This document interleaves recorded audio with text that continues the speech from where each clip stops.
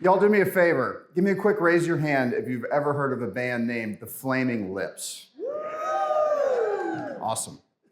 So they have an album entitled Yoshimi Battles the Pink Robots. It's a concept album. And the first track on that record is called Fight Test. And Fight Test is all about this guy and this girl in a relationship together. And the girl wants the guy to fight for her. He's not quite ready to do that. He wants to play it cool. He wants to go let her do her thing. She'll eventually come back. I think we know how this goes. He loses the girl, right?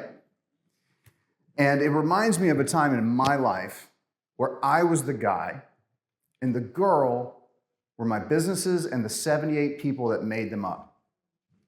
And what happened was, in one day, I laid 71 people off.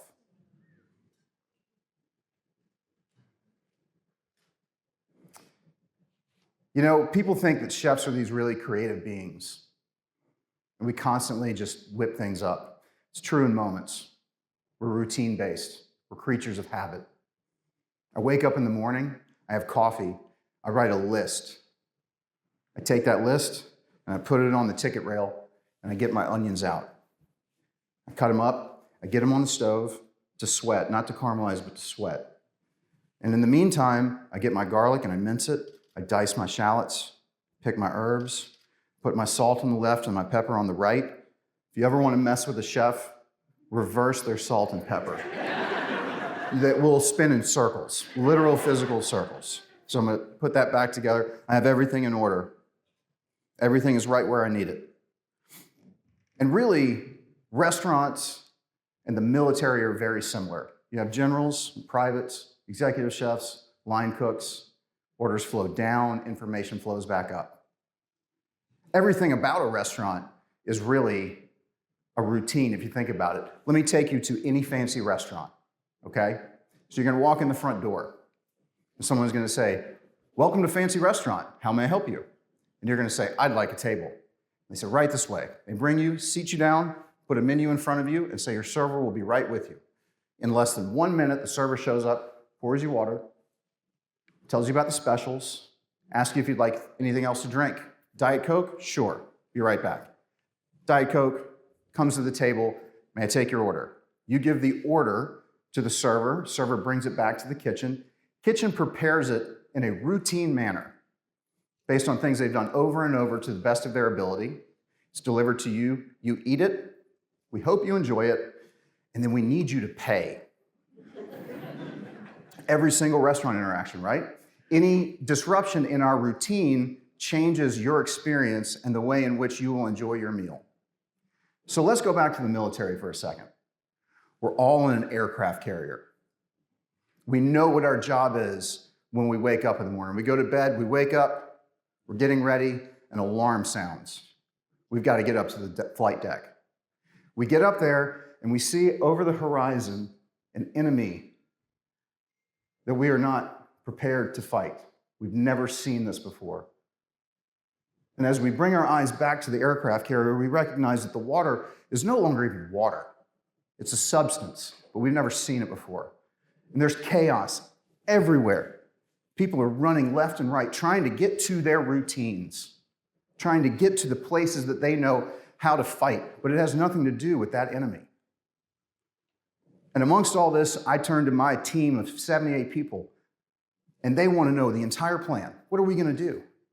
And so that moment, I recognize that I can't take care of them. So I find a life raft.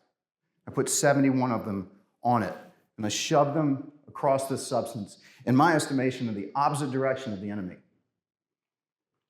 And I get my 7 people that are left together, and I say, the only way we're going to get them back is if we jump off this aircraft carrier and swim in this substance directly, as fast as we can, at the enemy. COVID was so tough. It's tough on all of us in different ways, some of us worse than others.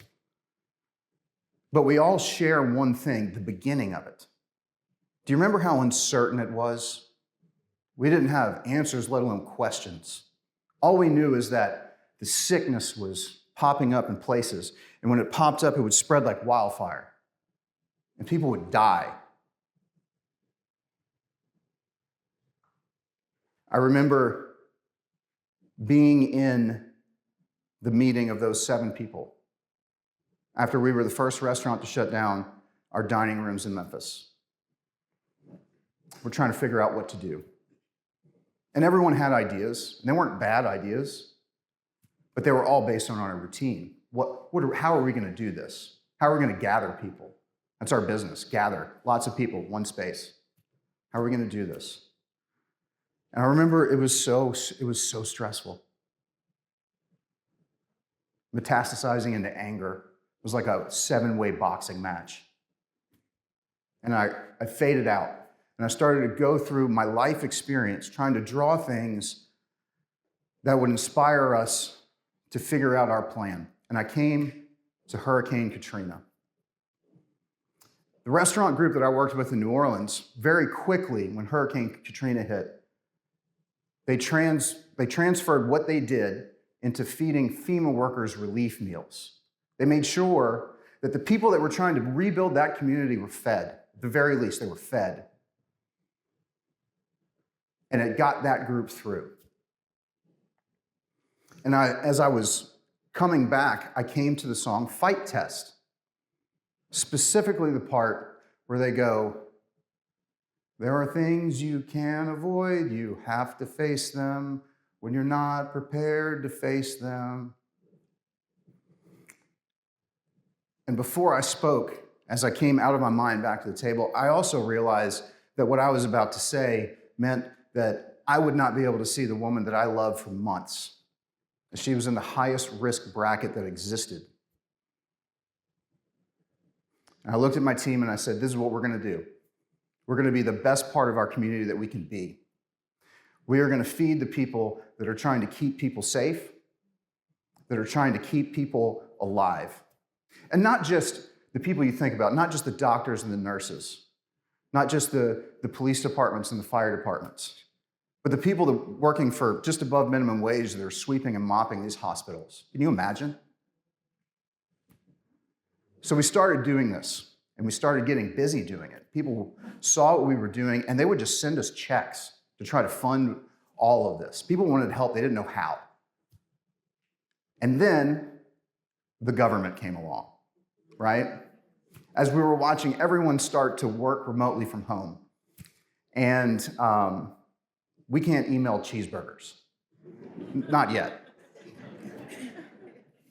So the government comes along with these mandates written by people that had never worked a day in my industry, telling us how to do our job, and they have no idea what we do. And about a group of 20 restaurants got together that were dissatisfied with the professional organization that was supposed to be speaking on our behalf.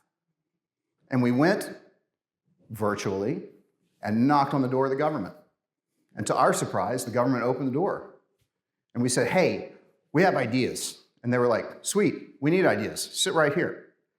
And we ended up in these virtual meetings once a week where we were helping shape the framework of the response to a pandemic. One of the coolest things that a lot of people don't know about, there was an entire plan written in case the public school system, the way they feed children failed, to convert small businesses into the fail-safe for those kids whose only meal that they are guaranteed is lunch at school sometimes. Really, really amazing work. And time went on. And now we're here, right? I've grown my team from 7 to 124. And I look around at my colleagues who have done the same thing. Really, it's just, I didn't think we'd be here. I didn't think we'd make it. And there are 3 things that I came away with that I remember every day. Number 1, you have to make it bigger than yourself. You quit on you. You end There were plenty of times I wanted to quit on myself, but I would not quit on our community. I would not quit on my team. Number two, sometimes your competition are the people that are going to get you through. They're not your enemy. And number three, most importantly, I learned that the opposite of a good decision is not a bad decision, it is indecision. It is the lack of the ability, the paralysis to make a decision. So here we are today, right? Truth or dare.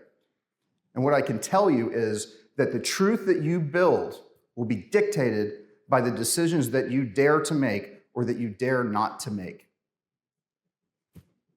Thank you for coming to my TED Talk. Okay.